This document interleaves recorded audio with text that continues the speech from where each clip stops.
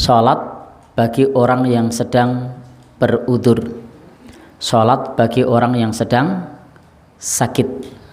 Jadi kita akan belajar tentang sholat bagi orang yang berudzur, contohnya sedang sakit. Dan memang kita ini sebagai umat Islam dianjurkan untuk tetap menjalankan sholat dalam keadaan apapun selama terpenuhi 5 syarat, maka seorang muslim wajib sholat bagaimanapun situasinya. Syarat yang pertama apa? Syarat wajibnya masih ingat? Muslim, selama dia seorang muslim. Kalau bukan muslim tidak wajib, tapi kalau muslim wajib. Yang kedua, berakal. Jadi selama berakal wajib. Kalau sudah tidak berakal, sudah tidak wajib. Maka salah satu rukhsah bagi orang yang tidak berakal itu tidak sholat. Bahkan ada pepatah Arab mengatakan, kun majnunan tadkhulul jannata majanan. Jadilah kamu gila, masuk surga gratis. Jadi kalau gila masuk surga gratis, tidak perlu sholat, tidak perlu puasa, tidak perlu ibadah, masuk surga. Caranya bagaimana? Gila. Gilanya sejak sebelum balik. Nah, kalau sudah balik sudah tidak dihitung. Jadi karena kalau sudah balik itu dihitung. Jadi ngitungnya apa? Kalau gilanya belum balik. Kalau sudah balik, ya. Kalau sudah balik ya selama tadi sudah melewati usia balik, contohnya umur 20 tahun, maka setelah balik sampai umur 20 tahun masih dihitung. Tapi kalau sebelum balik terus gila, sudah tidak dicatat oleh malaikat, tidak dicatat oleh malaikat. Baik, Bapak Ibu yang berbahagia yang dirahmati Allah Subhanahu wa taala. Kemudian yang berikutnya,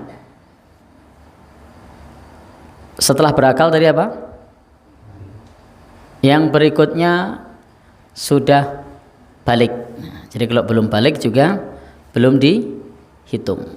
Jadi kalau sudah balik itu beda dengan yang belum balik.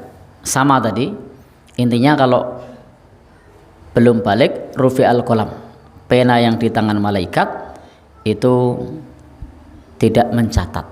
Jadi pena yang di tangan malaikat tidak mencatat. Hadisnya rufi'al qalam anis sabi hatta yahtalim. Pena yang ada di tangan malaikat tidak mencatat sampai balik. Kemudian juga anil majnun hatta yafik, orang yang gila sampai sembuh. Kemudian juga anin naim hatta yastaikid, dari orang yang tidur sampai bangun. Jadi kalau ada orang tidur pada saat ngigo itu kemudian ngigonya tidak baik-baik, itu tidak dicatat. Kadang ngigonya buruk, ngucap yang tidak baik, itu tidak dicatat oleh malaikat. Atau tiba-tiba pada saat ngigo itu nendang sesuatu, mungkin tidak? Mungkin. Maka tidak dihukumi, tidak dicatat oleh malaikat sebagai perbuatan dosa. Baik. Kemudian yang pertama tadi muslim, yang kedua berakal, yang ketiga balik, yang keempat suci. Ya, betul. Jadi kalau dia suci, kalau haid nifas tidak wajib. Yang kelima, sudah mengetahui masuknya waktu sholat. Jadi kalau sudah masuk waktunya sholat, dia wajib sholat. Maka kalau kita terpenuhi 5 hal itu, maka kita wajib sholat meskipun kita sedang sakit. Meskipun kita sedang sakit. Jadi tidak ada kata tidak untuk sholat. Meskipun sedang sakit tetap wajib sholat. Lah kalau lagi kirab budaya sama, meskipun sedang kirab budaya tetap wajib sholat. Lah nek lagi rewang sama, tetap wajib sholat. Apa meneh? Kirab budaya, rewang, terus lagi nonton Nah, ya, ya, lagi nonton hiburan atau bahkan menjadi pelaku seni, nah, tetap wajib sholat. Ada lagi apa meneh yang biasanya membuat kita lalai sholat? Kenapa? Lagi piknik. Oh iya, meskipun lagi piknik tetap wajib sholat. Jadi tidak ada kata tidak. Meskipun lagi piknik tetap wajib sholat. Apalagi? Intinya sholat ini tidak boleh ditinggalkan dalam keadaan bagaimanapun, selagi kita sebagai seorang muslim yang balik, yang berakal, yang dalam keadaan suci, yang mengetahui masuknya waktu sholat, maka wajib sholat. Stroke wajib sholat. Jadi stroke pun tetap wajib sholat, kecuali akalnya hilang, sudah tidak ngerespon lagi, tidak paham waktu lagi, tidak paham apa, akalnya tidak berfungsi, tapi stroke, pincang, tetap sholat. Stroke apa lagi selain pincang? Perot, wajib sholat enggak? Tetap wajib sholat. Pincang, perot, apa lagi? Berbaring di tempat tidur tapi akalnya masih normal, wajib sholat. Meskipun nanti cara sholatnya berbeda. Nah, di sini yang perlu kita pahami adalah cara sholatnya yang berbeda. Wajibnya ya, tapi caranya yang berbeda. Baik. Wal maridu yu'fa anhu hudurul jamaah. Dan orang yang sakit itu dimaafkan. Jadi orang yang sakit dimaafkan untuk tidak menghadiri sholat berjamaah. Kenapa di sini menggunakan lafadz yu'fa, dimaafkan? Karena penulis ini menggunakan pendekatan mazhab Hambali. Dalam mazhab Hambali, sholat berjamaah hukumnya wajib. Jadi dalam mazhab Hambali, sholat berjamaah hukumnya wajib. Sementara kalau dalam mazhab Syafi'i hukumnya sunnah muakkadah. Kemarin saya sudah tanya Pak RT, di sini mazhabnya yang mana Pak RT? Sunnah muakkadah. Oh, Pak RT ini juga enteng. Baik. Jadi kalau dalam mazhab Hambali jelas bahwa sholat berjamaah hukumnya wajib bagi setiap laki-laki. Jadi yang wajib hanya laki-laki. Kalau perempuan tidak wajib. Dan satu daerah yang mazhabnya Hambali biasanya masjidnya ramai. Jadi satu daerah yang mazhabnya Hambali itu masjidnya ramai. Kenapa? Karena sholat berjamaah hukumnya wajib. Termasuk masjid-masjid yang kajiannya pakai kitab-kitab bermadzhab Hambali. Di Jogja itu ada, silahkan dicek. Yang mazhabnya Hambali biasanya masjidnya ramai. Tapi kalau yang mazhabnya yang lain biasanya ramainya kalau maghrib sama isya. Selain itu sepi. Nah, baik. Jadi intinya di sini orang yang sakit dimaafkan untuk tidak hadir sholat berjamaah. Nah, di dalam mazhab Hambali orang yang sakit itu tidak mengapa tidak sholat berjamaah. Siapa lagi selain boleh tidak sholat berjamaah dalam mazhab Hambali? Orang yang sakit, kemudian musafir. Musafir juga tidak wajib sholat berjamaah. Jadi wajib sholat berjamaah itu hanya bagi yang mukim, yang dia tidak sedang musafir dan dia dalam keadaan sehat. Maka selama dia itu bukan musafir dan dia dalam keadaan sehat, maka menurut mazhab Hambali sholat wajib berjamaah di masjid. Jadi jamaah di sini bukan di rumah, tapi di masjid. Nah, sementara kalau di negeri kita madhab yang umum dipakai adalah madhab Syafi'i, sholat berjamaah hukumnya sunnah muakkadah. Baik, Karena kemarin sudah saya tanyakan langsung sama Pak RT, jadi saya tidak ragu lagi. Baik, kan Pak RT kan pejabat tertinggi di kampung, ya. Pak RT kan, Pak Dukuh kan di atasnya. Jadi kalau dusun apa? RT ya. Kalau 2 dusun, 3 dusun atau dusun yang gede, Dukuh. Nah, jadi Pak RT di sini pejabat paling tinggi di sini. Baik. Kita lanjutkan. Wa idza kana al-qiyam yazidu maradahu shalla jalisan. Apabila salat dengan cara berdiri bertambah sakit, maka salatnya bisa duduk. Jadi salatnya duduk kalau ternyata berdiri tambah sakit. Fa illam yutik fa'ala jambid. Kalau tidak mampu maka berbaring miring. Jadi kalau tidak mampu maka berbaring miring. Jadi cara sholat yang direkomendasikan itu kalau tidak bisa berdiri atau kalau berdiri sakitnya tambah parah, maka sholatnya sambil duduk. Kemudian kalau tidak mampu maka sholatnya bisa miring atau berbaring.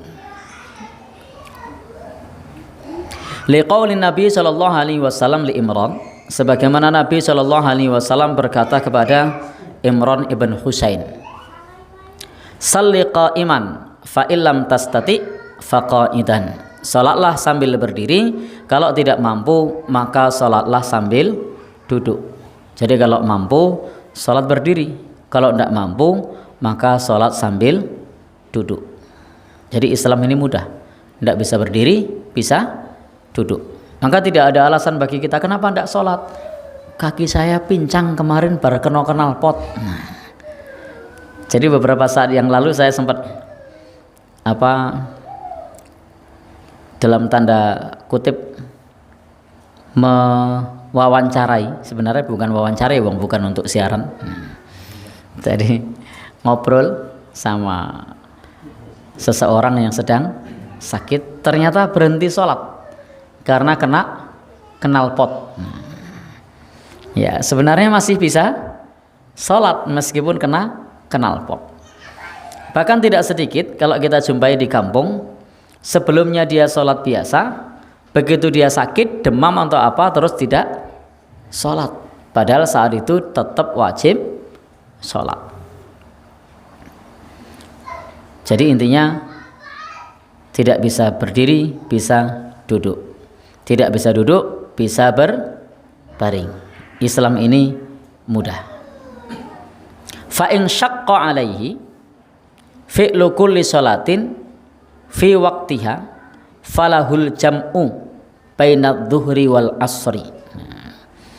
Kalau ternyata berat baginya untuk melaksanakan semua sholat pada waktunya, jadi pada saat sakit biasanya ada rasa rasen, ada rasa berat, ada rasa pokoknya ra kepenak nang awak karena sedang sakit.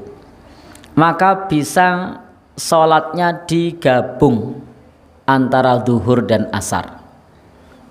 Kemudian antara maghrib dan isya. Boleh di waktu awal, boleh pula di waktu akhir. Kalau di waktu awal namanya jamak takdim, kalau di waktu akhir namanya jamak takhir. Jadi pada saat sakit sholatnya boleh 3 kali saja. Subuh, kemudian zuhur asar jadi 1, kemudian maghrib isya jadi 1. Itu pada saat sedang sakit. Sakit yang bagaimana? Sakit yang liddorir, sakit yang berat, sakit yang ketika kita beraktivitas repot. Tapi kalau sakitnya yang kita beraktivitas tidak repot, ya tidak boleh. Contohnya apa? Sakit berarti cokot lemut. Boleh tidak dijamak? Tidak boleh. Wah, ini cintol loro ini. Tetap sholat. Jadi sakit di sini yang dimaksud adalah sakit yang berat, sakit yang membuat kesulitan untuk beribadah. Sakit apa? Kelilipan. Nah, tetap boleh dijamak apa tidak? Tidak boleh. Nah, sakit apa? Mau kecoblos dom pas jahit. Nah, jarumnya yang kecil, kalau jarum yang gede gitu ya, kayak kena paku, dibawa ke dokter dulu, khawatir infeksi. Baik, intinya di sini kalau repot bagi orang yang sedang sakit bisa dijamak antara zuhur dan asar, kemudian dijamak antara maghrib dan isya, kemudian sholat subuh. Nah, subuh ini tidak ada pasangannya dan tidak bisa dijamak dengan yang lain. Inilah kemudahan di dalam Islam. Dan kenapa jamak boleh? Karena sholat termasuk yang membuat kita berat atau repot, maka boleh dijamak. Kemarin sudah kita sampaikan bedanya jamak sama qasar. Kalau qasar itu karena bepergian, kalau jamak karena repot. Jadi jamak itu karena repot, qasar itu karena bepergian. Repot yang tidak terduga. Kalau repot yang terencana, nah itu tidak boleh dijamak. Contohnya apa repot yang terencana? Ya, karnaval. Nah, itu repot terencana itu. Nah, maka perlu dijadwalkan saja. Nanti jam sekian sampai sana mampir masjid. Nah, itu bisa dijadwalkan. Repot apa? Arisan trah. Ya, bisa dijadwal selesai sebelum zuhur. Nah, atau bisa dijadwal mulai setelah zuhur, selesai sebelum asar. Atau misalnya selesainya jangan sampai masuk waktu maghrib. Nah, sehingga masih cukup untuk sholat asar. Karena ini terencana. Masuk terencana, wah lagi hari santrah, lagi repot. Nah, terencana apa tidak itu? Terencana. Memungkinkan tidak untuk tetap sholat? Ya tergantung yang merencanakan. Apalagi repot yang terencana yang lain. Manten terencana enggak? Nah, terencana. Nah, berarti bisa enggak dijadwal? Bisa. Nah, tapi ada repot yang tidak terencana. Contohnya Pak, merepot yang tidak terencana. Ya. Jadi relawan kemanusiaan. Nolong orang kecelakaan. Pas arep maghrib ada orang jatuh kecelakaan. Wah, tak tinggal sholat sih ya gitu. Ya enggak bisa. Maka saat itu segera dibawa ke rumah sakit, didampingi sampai pendaftaran dan lain-lain. Ternyata selesai sudah masuk waktu isya. Boleh dijamak? Boleh. Repot, tidak terencana. Ada lagi? Macet. Kalau di Jogja ini titik macet yang cukup lama itu di depan Monjali sama depan Pakuwon Mall itu. Wah, itu lama itu. Jadi terjebak macet. Itu tidak terencana. Maunya sih cepat gitu kan. Tahu-tahu masuk situ bawa kontainer lagi. Nah, kalau bawa mobil pribadi masih mungkin diparkir masuk kampung boleh. Kalau kontainer kan undang-undangnya tidak boleh. Boleh tidak kontainer masuk kampung? Ya, tidak boleh. Jalannya rusak nanti komplain warga itu. Ya, mau tidak mau ya di situ sabar, maju gerak sedikit, maju sedikit. Tahu-tahu sudah masuk waktu isya. Ya sudah, itu repot tidak terencana. Contoh lainnya apa? Repot yang tidak terencana. Waktu maghrib sampai isya, anaknya rewel, nangis terus. Sementara suaminya ke masjid orang mulih-mulih. Orang go HP mana? Nak go HP ngono ditelepon ngono. Baik. Dah ke masjid, orang go HP. Ternyata di masjid ada pengajian sama Pak Mujiman. Wah. Orang go HP. Di rumah harus sholat maghrib, anaknya rewel terus. Yang satu rewel nangis terus, yang satu ya dia anak loro ngono wis mumet kuwi. Nah, jadi tidak bisa ditinggal sholat. Mau tidak mau nunggu bapak nih mulih. Nah, karena anaknya sedang rewel. Padahal bapak nih mulih rampung pengajian bar isya. Boleh tidak bagi istri tadi menjamak? Boleh. Tidak terencana. Kecuali kalau disengaja iki aku ben jamak iki, terus bocahe dine apa ben gatelen. Nah, ini tidak boleh. Tapi kalau tidak terencana boleh. Baik. Kemudian juga kalau mau menjamak untuk maghrib dan isya sekali waktu ketika ada satu kegiatan itu boleh. Jadi sekali waktu, kolo-kolo itu dibolehkan. Sebagaimana Nabi pernah melakukan jamak antara maghrib dengan isya min ghairi khaufin wala matorin. Tidak ada ketakutan, tidak pula ada hujan. Untuk apa? Untuk meringankan bagi umatnya. Maka sekali waktu ketika ada kerepotan tidak mengapa. Tapi kalau kemudian menjadi kebiasaan, itu tidak boleh. Dalam hadis Nabi juga ada di sini disebutkan dari Imran ibn Husain, qala, dia berkata, kanat bi bawasiru fasa'altun nabiyya sallallahu alaihi wasallam anis salah. Imran bin Husain mengatakan, aku pernah menderita bawasir. Lalu aku bertanya kepada Nabi tentang salat. Faqal, Nabi bersabda, salli qa'iman, salatlah sambil berdiri. Fa'ilam tastati faqa'idan, kalau tidak mampu maka salat sambil duduk. Fa'ilam tastati fa'ala jambika, maka bisa salat dengan berbaring atau juga miring. Jadi sesuai dengan kemampuan yang mungkin bisa kita lakukan. Bagaimana cara salatnya? Di antara cara salat yang lain seperti ini. Wa an Ali bin Abi Thalib, dari sahabat Ali bin Abi Thalib, ani Nabi sallallahu alaihi wasallam, dari Nabi sallallahu alaihi wasallam, qala, berkata, yusalliyul marid qa'iman in istata'a, orang yang sakit salat berdiri kalau mampu. Fa'ilam yastati, kalau tidak mampu shalla qa'idan, salat sambil duduk. Fa'ilam yastati ayasjuda au ma'a bi ra'sihi wa ja'ala sujudahu akhfadha min ruku'ihi. Jadi Nabi mengajarkan kalau kita salat cukup bisa dengan isyarat kepalanya, dengan menjadikan sujudnya itu lebih rendah dari rukuknya. Jadi rukuk agak membungkuk, sujud lebih rendah lagi. Jadi dengan isyarat. Tidak harus rukuknya benar-benar seperti rukuk, tidak harus sujudnya benar-benar sujud. Cukup kalau berdiri tegak, kalau rukuk agak condong, kalau sujud lebih rendah lagi. Fa'ilam yastati, kalau masih tidak mampu maka bisa dengan berbaring.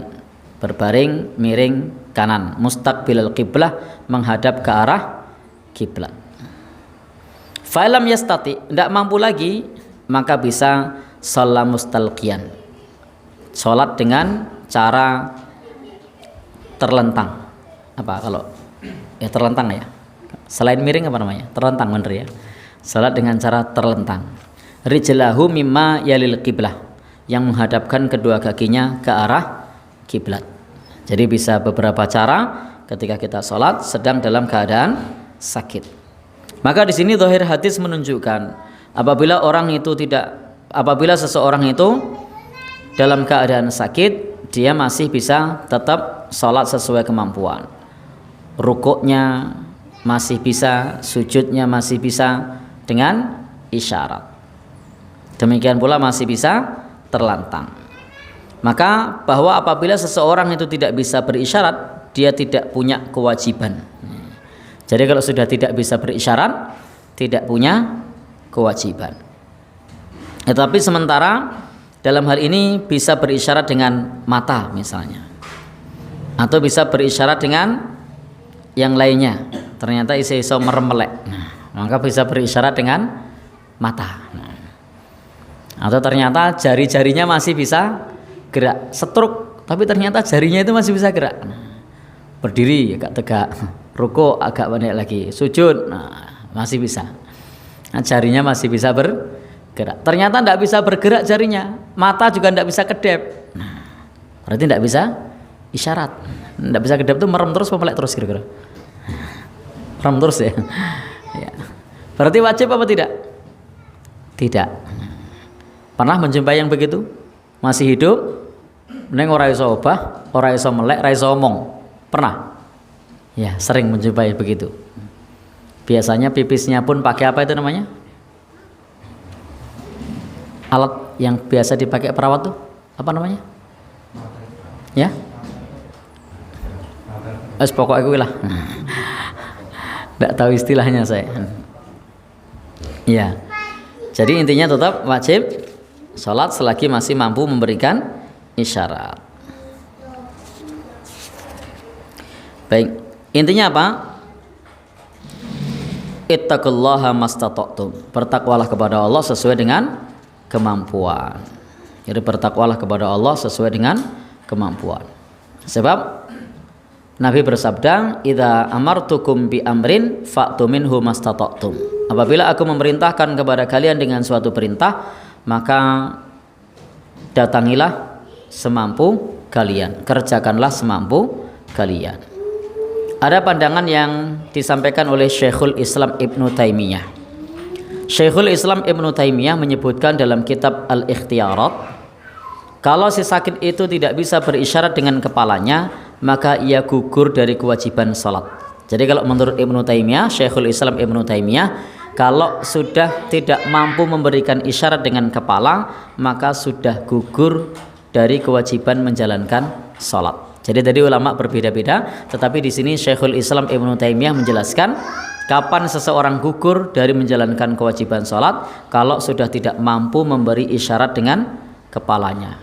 Dan tidak diharuskan berisyarat dengan kerdipan mata. Jadi menurut Syekhul Islam Ibnu Taimiyah tidak perlu berisyarat dengan kerdipan mata.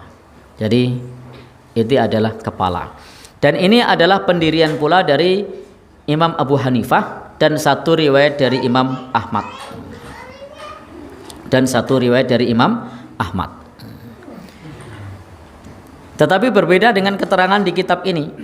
Berdasar pada ayat dan hadis, maka selama si sakit masih sadar, selama itu pula dia berkewajiban sholat dengan cara apapun.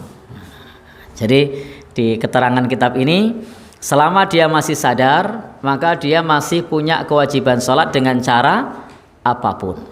Tapi tadi kita sampaikan pandangan Syekhul Islam Ibnu Taimiyah mengatakan bagaimana?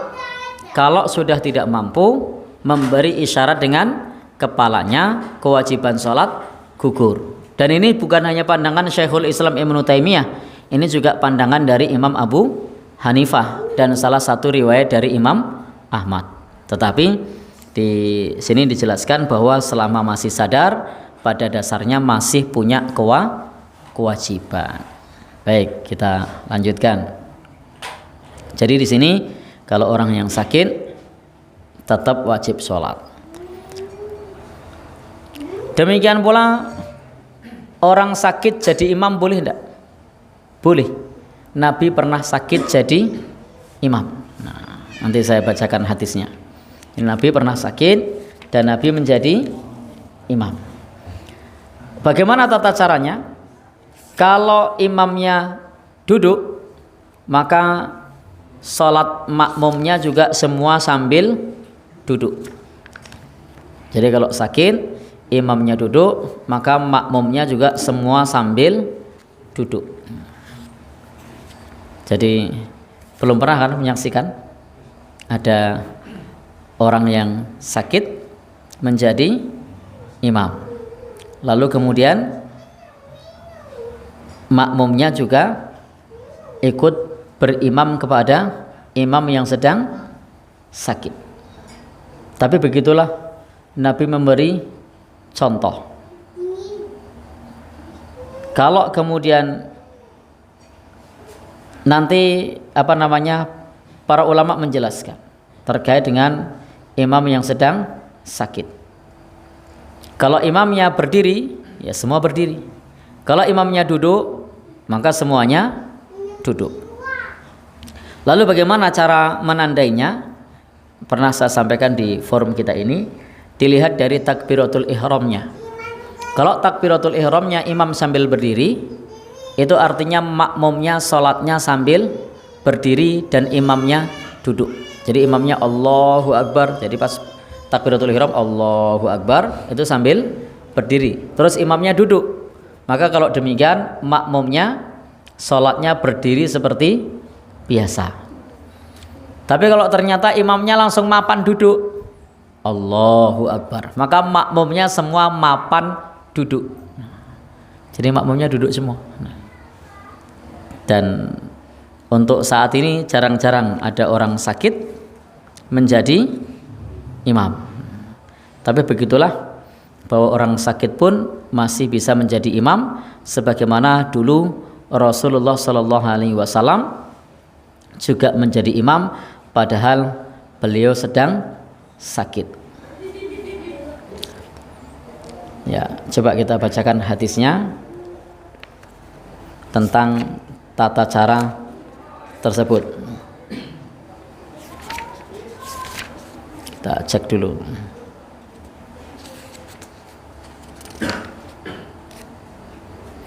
Jadi makmum yang bisa berdiri harus duduk karena imam duduk. Dari Aisyah radhiyallahu anha qalat, Aisyah berkata, "Shalla Rasulullah sallallahu alaihi wasallam fi baitihi wa huwa syakin." Rasul salat di rumah beliau, pada saat itu beliau sedang sakit, fa shalla jalisan, salat sambil duduk. Wa shalla wara'ahu qaumun qiyaman. Maka di belakang Nabi orang-orang salat sambil berdiri. Fa asyara ilaihim anijlisu. Maka Nabi memberikan isyarat kepada makmum yang berdiri tadi untuk duduk. Jadi makmum yang berdiri tadi juga disuruh duduk seperti imamnya yang sakit duduk.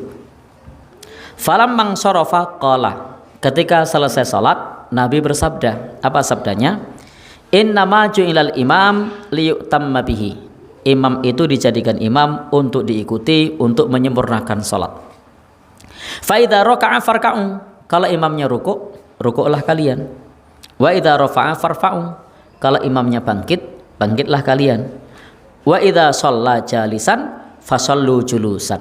Kalau imamnya salat duduk, maka makmumnya juga salat duduk. Nah, lah kalau imamnya salat nganggo kursi, makmumnya nganggo kursi kabeh. Ya ndak.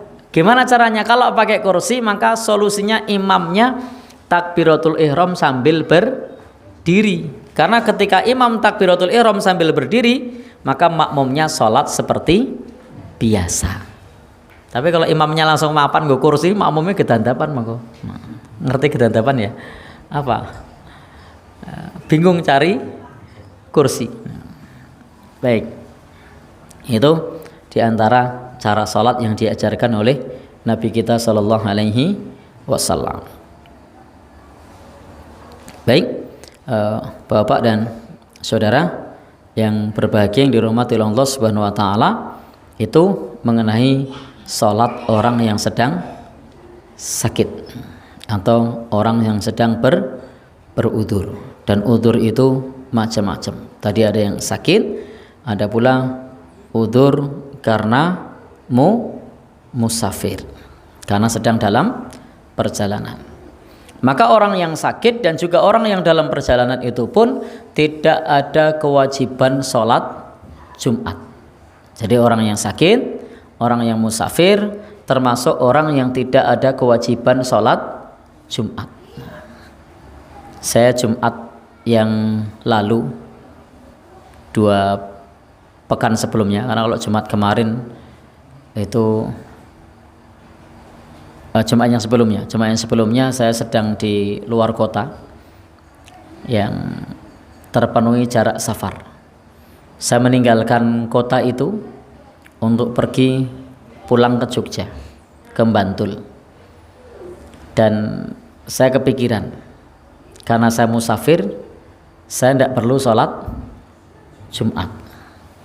Tapi apa yang terjadi? Ya, biasanya itu menurut perhitungan saya belum sampai Jogja, paling banter sampai Kebumen atau sampai Purworejo. Dan hari itu entah kenapa saya memacu gasnya itu cukup kenceng karena jalanan sepi. Nah, jadi jalanan sepi. Ya biasanya saya kecepatan tuh ya di jalan paling 60, 50. Kok hari itu saya bisa memacu kecepatannya lewat jalur selatan itu seperti tol gratis. Nah, ya seperti tol gratis itu. Nah, meskipun rada apa terguncang-guncang. Nah, ternyata pas sampai perbatasan Kulon Progo, lihat jam, jadwal adzan kurang 2 menit. Nah, wah ini wajib sholat, saya sudah masuk Kulon Progo ini, sudah masuk Yogyakarta. Nah, ya sudah, akhirnya menepi sholat Jumat. Tidak lagi dihukumi musafir dong Kulon Progo dari Kulon kuwi toh. Nah, baik, sehingga tetap sholat Jumat. Baik, kita lanjutkan. Wa kadzal musafir demikian pula ya juzulahul jam'u. Jadi musafir boleh pula di jamak. Jadi musafir itu pada saat sholat boleh di jamak. Kemudian wa yusannu lahul qasru, dan disunnahkan untuk di qasar. Lis sholatil rubaiyah, untuk sholat yang 4 rakaat ila rakaatain, menjadi 2 rakaat. Jadi di sini bagi musafir boleh di jamak, boleh di qasar. Namanya jamak qasar. Nah, ini bagi musafir. Dan ketika sholat sudah di jamak qasar, sunnah tidak sholat sunnah. Jadi kita sholat sudah di jamak qasar, sunnah tidak sholat sunnah. Bahasa saya agak kacau nih. Apa? Sunnah tidak sholat sunnah. Apa bahasa yang lebih simpel? Ini kan bulat ya bahasanya. Jadi kalau kita sholatnya sudah di jamak qasar, apa? Tidak usah sholat sunnah gitu ya. Tapi ada sisi sunnahnya, itu sunnahnya begitu. Jadi sunnahnya tidak sholat sunnah. Justru ketika sholat sunnah tidak sunnah ya. Justru ketika sholat sunnah tidak sunnah. Jadi kalau sholatnya sudah di jamak qasar, maka sholat sunnah tidak sunnah. Justru ketika dia tidak sholat sunnah itu sunnah. Nah, piye? Angel tolong jelas ke? Maka bagi bapak ibu yang sudah sholat di jamak qasar, tidak perlu sholat sunnah. Nah, pas jadi musafir, begitu masuk masjid, sholat duhur dan asar digabung jadi 1. Pada saat masuk tahiyatul masjid 2 rakaat. Lalu sholat 4 rakaat sebelum duhur. Lalu sholat duhur dan asar dijadikan 1, dijamak di qasar. Setelah itu kemudian sholat sunnah lagi 2 rakaat. Lah ini aneh. Yang wajib saja digabung, diringkes, sementara yang sunnah malah ya dikerjakan. Jadi kalau misalnya seperti itu ya mendingan sholatnya dibuat sempurna, lalu kemudian bisa sholat sunnah.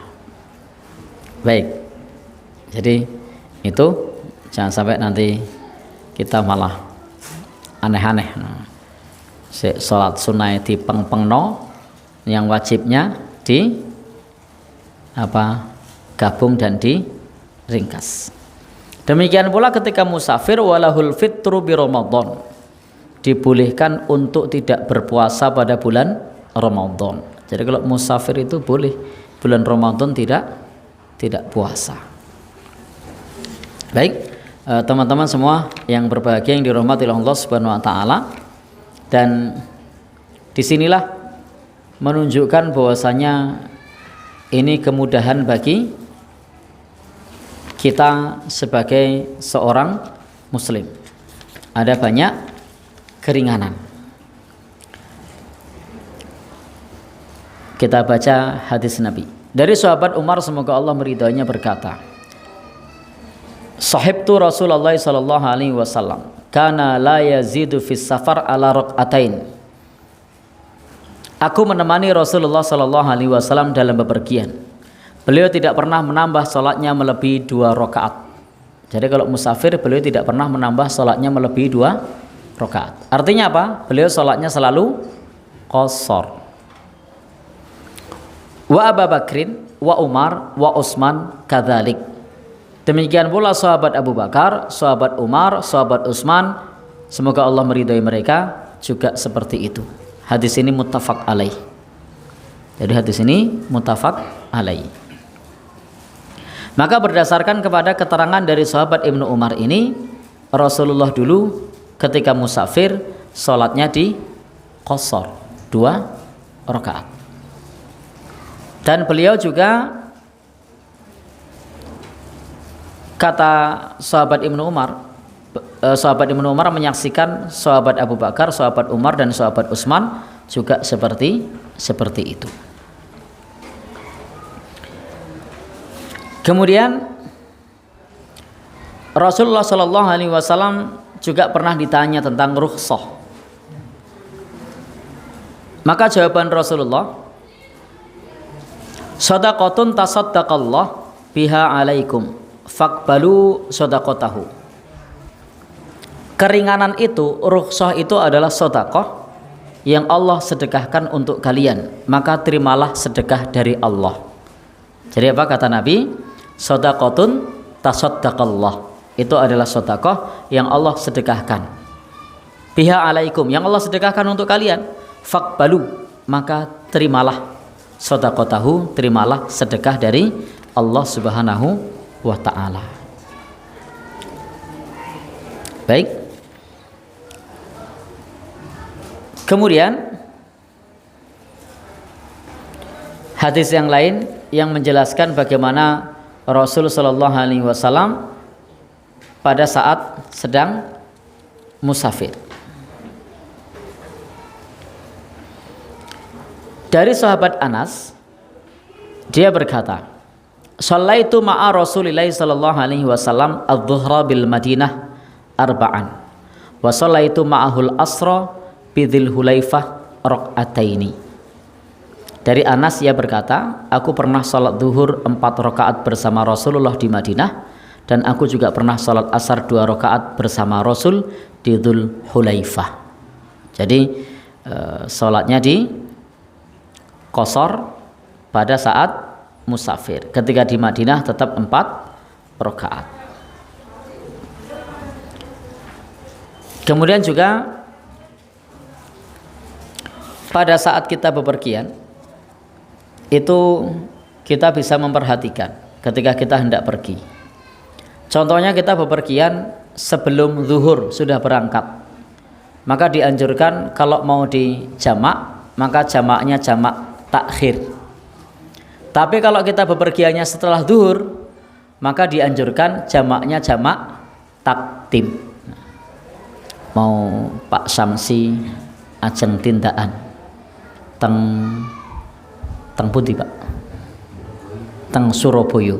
Nah, Pak Samsi ajeng tindakan teng Surabaya, dan berangkatnya itu ternyata jam 11 sudah berangkat. Karena berangkat jam 11, maka anjurannya bagaimana?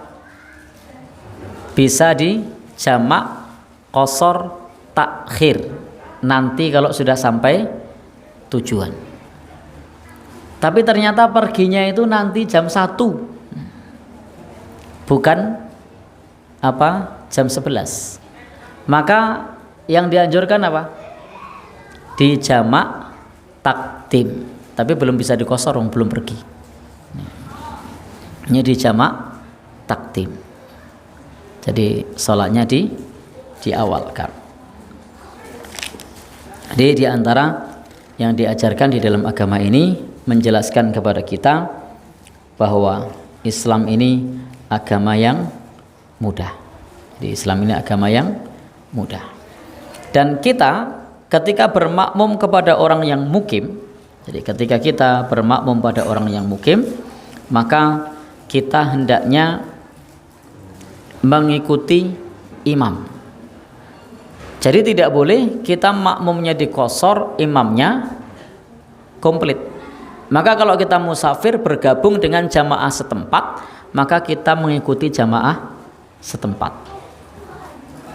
Jadi kalau kita musafir, gabung di masjid, ikut jamaah setempat, maka ikuti jamaah setempat. Misalnya kita sholat duhur, ikut dengan jamaah setempat. Apa yang kita lakukan? Sholat duhur komplit 4 rakaat. Nah setelah itu mau jamaah qashar, boleh, asarnya hanya 2, karena asarnya tidak ikut dengan imam setempat. Lain halnya kalau kita yang disuruh jadi imam, kita musafir suruh jadi imam, boleh musafirnya sholat 2 rakaat, makmumnya 4. Nah itu boleh. Tapi selama kita menjadi makmum, selama musafirnya menjadi makmum, maka yang perlu dilakukan adalah mengikuti imam. Mengikuti imam. Bagaimana kalau itu kejadiannya antara zuhur dengan asar? Kita datang di satu tempat sedang sholat asar, padahal tadi belum sholat zuhur.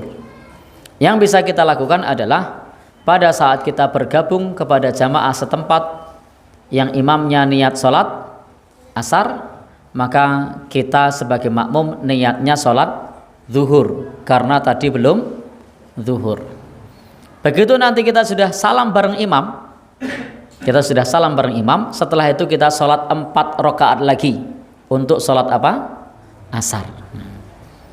Kadang kalau orang belum paham dianggap aneh, bareng asar kok sholat opo iki? Ya sampaikan saja kalau kami tadi musafir, tadi kami belum sholat zuhur karena masih di jalan. Maka kami tadi sholat bermakmum bersama dengan imam, imamnya sholat asar, kami makmumnya niat sholat zuhur. Begitu kami selesai zuhur, maka kami sholat lagi, yang berikutnya tadi ada sholat asar. Ini masih belum seberapa. Nanti akan menjadi bahan pertanyaan lagi kalau sholatnya antara maghrib dengan isya. Di jalan pas maghrib lewat terus sampai tujuan pas isya. Tadi kan belum maghrib. Maka apa solusinya? Ketika kita datang ke masjid, bergabung dengan jamaah yang ada. Jamaah setempat sholat apa? Sholat isya. Lalu kita makmumnya maghrib. Nah, maghrib berapa rakaat? 3. Isya 4. Loh, makmumnya kan maghrib 3, imamnya isya 4. Yuk piye? Baik.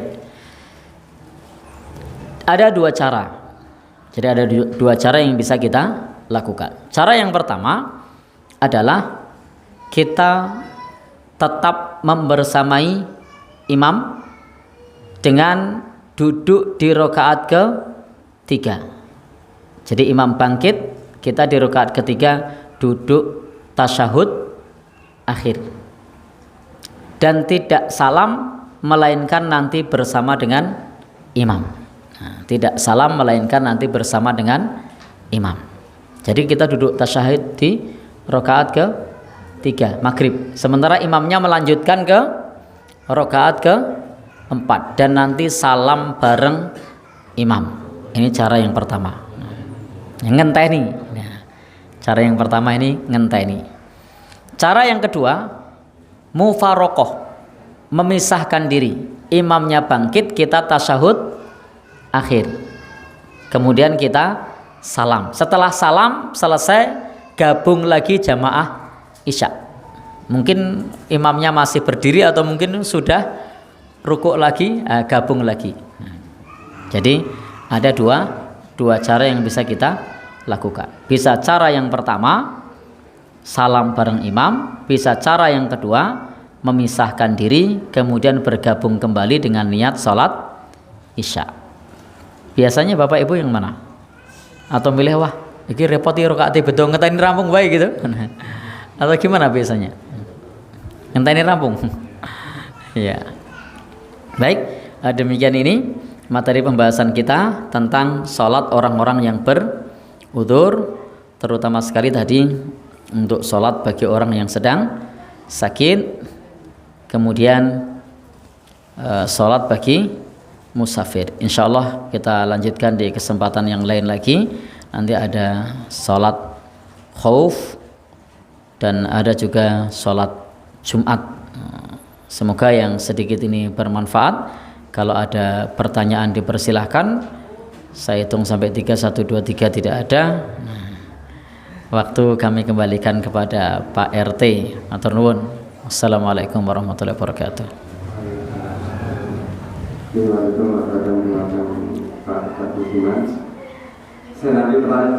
Ya. Ya monggo nderek saya. Monggo Bapak Ibu berikan pertanyaan tadi disampaikan. Kadang di awal tadi. Ya. Bismillah. Bismillahirrahmanirrahim. Mau tanya Pak Ustaz, kapan mengangkat dan menurunkan jari telunjuk saat tasyahud? Baik, terima kasih. Ini ada pertanyaan kapan menurunkan jari telunjuk pada saat tasyahud. Ya ketika selesai tasyahud, kalau sudah salam ya diturunkan. Karena telunjuknya itu kapan? Ya pada saat tasyahud awal maupun akhir. Maka kalau sudah berganti gerakan, maka jari telunjuknya sudah boleh diturunkan. Ada lagi? Pertanyaan Bapak. Assalamualaikum. Hukum menjawab salam kan wajib. Terus bagaimana menjawab salam ketika sedang sholat? Terima kasih. Baik, hukum menjawab salam betul itu wajib kalau satu ketemu satu. Kalau satu ketemu dua itu tidak wajib, jadinya wajib kifayah. Kalau sudah ada yang menjawab, maka sudah cukup bagi dia, tidak perlu menjawab. Contohnya di sini saya tadi pas awal Assalamualaikum warahmatullahi wabarakatuh, maka yang jawab cuma beberapa. Lah itu benar, sudah tercukupi, terwakili. Kalau sudah ada yang jawab, yang lain gugur. Maka ustadznya tidak perlu mengulang, belum kompak, sudah tercukupi kok. Nah, balik ini mana? Nah, Assalamualaikum warahmatullahi wabarakatuh. Nah, dijawab pojok durung. Nah, tidak perlu. Kenapa? Kalau sudah ada yang menjawab, sudah tercukupi. Misalnya Assalamualaikum warahmatullahi wabarakatuh, di depan saya 2 orang sudah jawab, yang lain diam saja sambil ngobrol dolanan HP, itu sudah sah. Justru ketika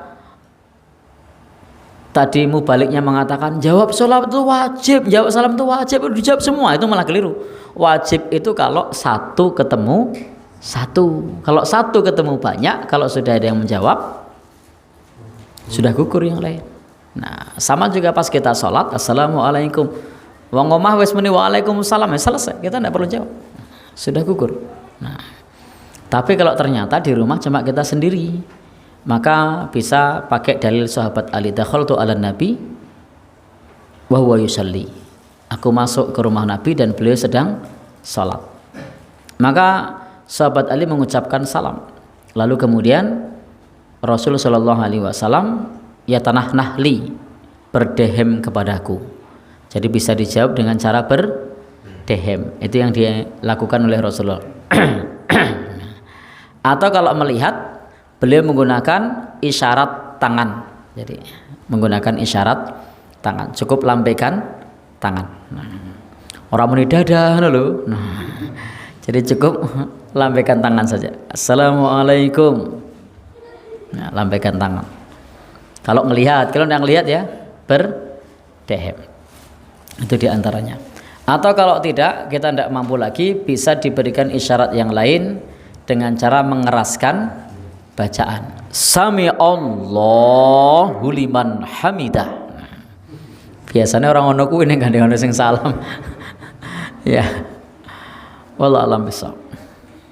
Pertanyaan selanjutnya. Apakah diperbolehkan sholat memakai kaos kaki untuk laki-laki? Baik, terima kasih. Apakah dibolehkan sholat memakai kaos kaki untuk laki-laki? Pada prinsipnya tidak ada larangan bagi kita sholat menggunakan alas kaki.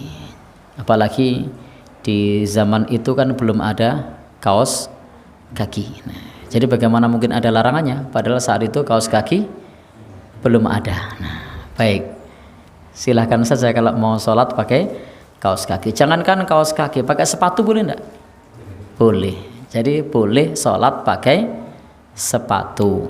Nah, kalau pakai kaos kaki lebih boleh lagi, wong sepatu yang tebal aja boleh, apalagi pakai kaos kaki. Di zaman Nabi itu ada sepatu namanya sepatu khuf, sepatu yang menutup mata kaki, dan itu boleh tidak dicopot sehari semalam kalau mukim. Kalau musafir boleh tidak dicopot selama 3 hari. Dan ini solusi bagi tentara, bagi tim SAR, bagi petugas yang ada di gunung, yang ada di hutan, itu ketika sholat tidak perlu mencopot kaos kakinya, tidak perlu mencopot sepatunya. Wudunya bagaimana? Nah, dulu sudah pernah kita ajari cara berwudu ketika kita menggunakan sepatu. Wallahu a'lam bishawab. Misalnya seorang wanita diketahui sudah bersih dari haid sejak malam hari, tetapi dia sengaja menunda mandi besar karena tidak tahan dengan udara dingin hingga pagi hari pukul, maka dia berkewajiban mengqadha sholat isya dan subuh yang ditinggalkan. Baik, terima kasih. Jadi malam sudah masuk waktu sholat isya, tapi malam sangat dingin. Solusinya tayamum. Ya, jadi mandi besar itu bisa digantikan dengan tayamum. Sebagaimana dulu sahabat Amr ibn al-As pada saat dingin sedang junub, apa yang beliau lakukan?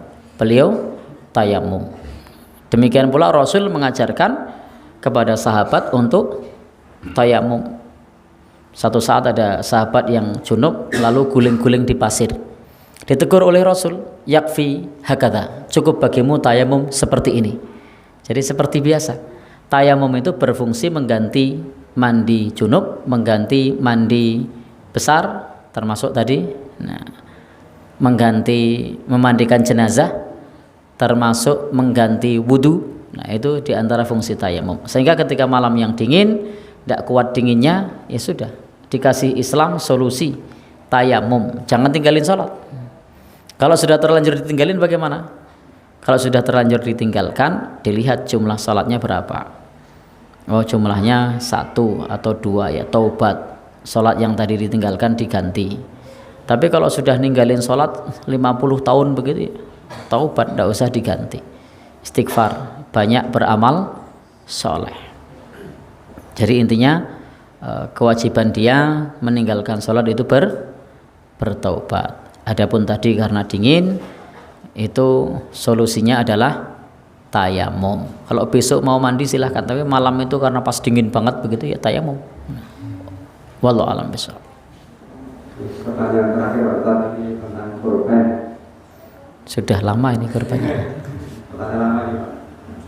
Apakah benar jika daging sohibul korban harus dihabiskan dalam 3 hari?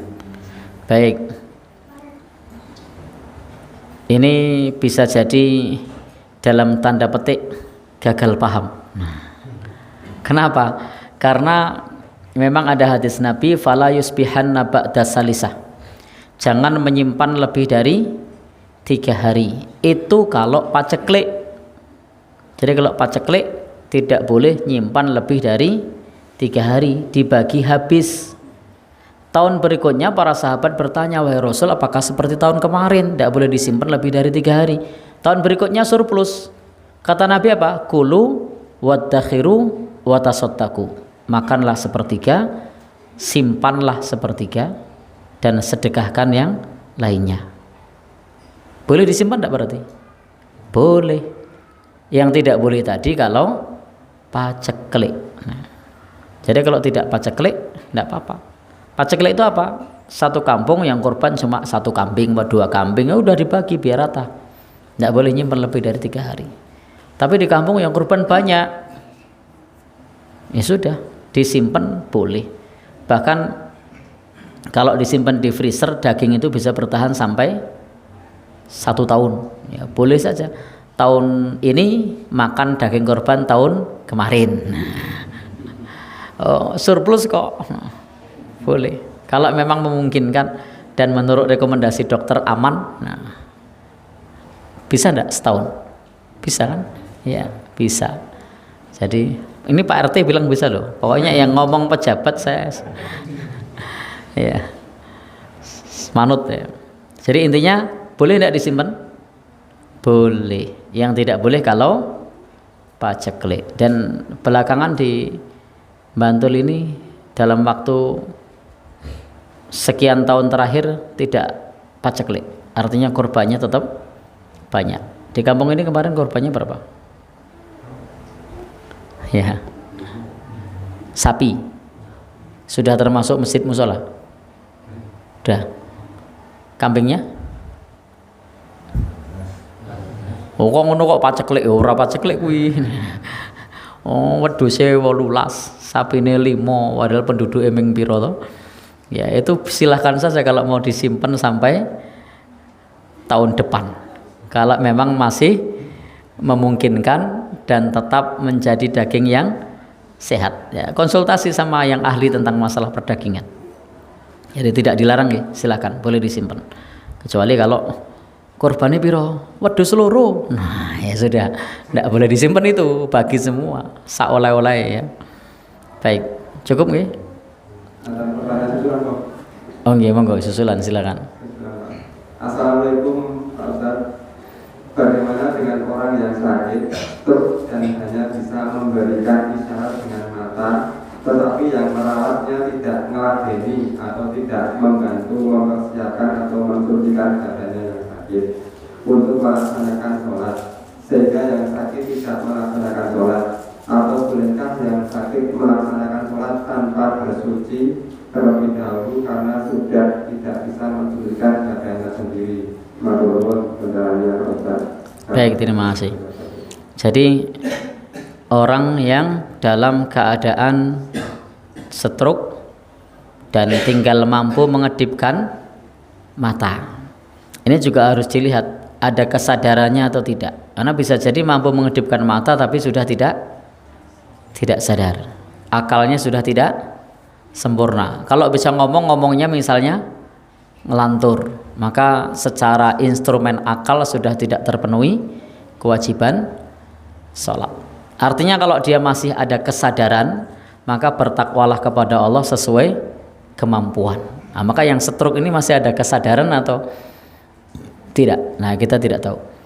Tapi selagi masih ada kesadaran, misalnya dia bisa ngasih isyarat kepada keluarga untuk mewudukan misalnya, tetapi ternyata tidak mampu, tinggal kedip saja, ya bertakwalah kepada Allah sesuai dengan kemampuan, dengan hatinya, karena memang itu di luar kesanggupannya. La yukallifullahu nafsan illa wus'aha, kecuali tadi pakai pendapatnya Syekhul Islam Ibnu Taimiyah, pakai pendapatnya Imam Abu Hanifah, pakai salah satu riwayat dari Imam Ahmad, sudah tidak wajib sholat karena tidak mampu menggerakkan kepala. Begitu nggih? Wallahu a'lam bishawab. Cukup?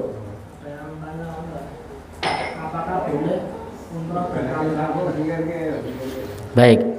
Ada pertanyaan, apakah boleh umroh berkali-kali?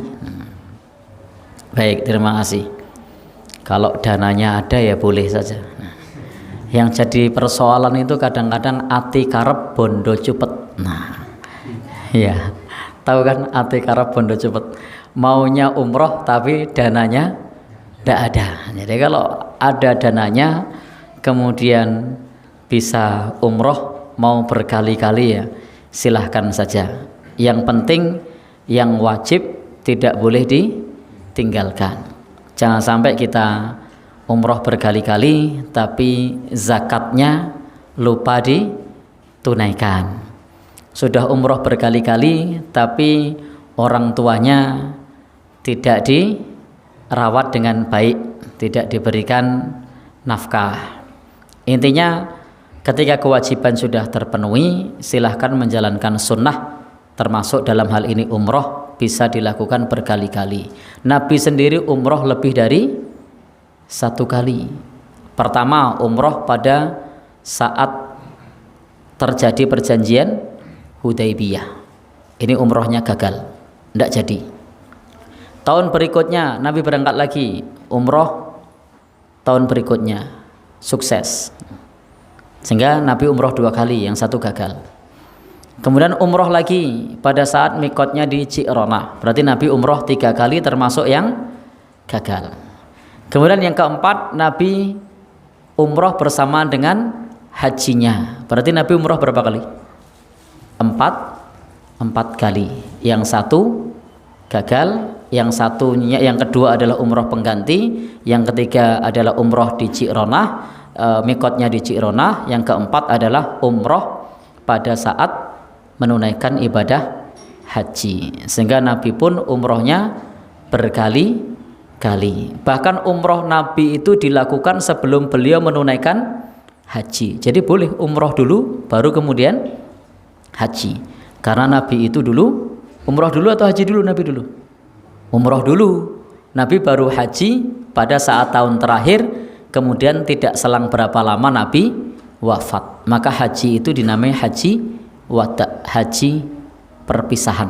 Nah, karena memang itu yang terakhir, satu-satunya haji yang dilakukan oleh Nabi. Maka para ulama juga mengatakan bahwa umroh yang pertama itu sejatinya hukumnya wajib untuk yang pertama. Dan tadi dalam kasus Nabi tadi umrohnya berapa kali? 4 kali termasuk yang gagal. Pertama di Hudaybiyah gagal, tahun berikutnya menggantikan, kemudian umroh lagi mikot di Ji'ronah, kemudian umroh bersamaan dengan haji. Kesimpulannya boleh tidak umroh berkali-kali?